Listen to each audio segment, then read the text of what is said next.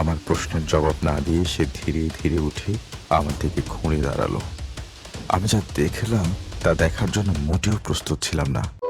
আমি দেখলাম লোকটার চোখের জায়গায় দুটো কালো গর্ত, এবং সেই গর্তের গভীরে জ্বলছে দুটো সাদা আলো। প্রচন্ড ক্ষোভ নিয়ে আমার দিকে চেয়ে আছে, রাগে গজ গজ করছে। কি বিভৎস চেহারা তার! আমি পিছু হাঁটতে শুরু করলাম। লোকটা আমার দিকে এগোতে শুরু করলো। আমি গতি বাড়ালাম, সেও বাড়ালো।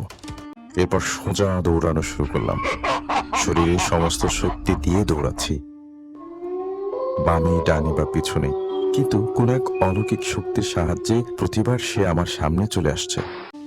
এবার সে আমার সামনে দাঁড়িয়ে এক বিরাট কালো মূর্তি ধারণ করলো।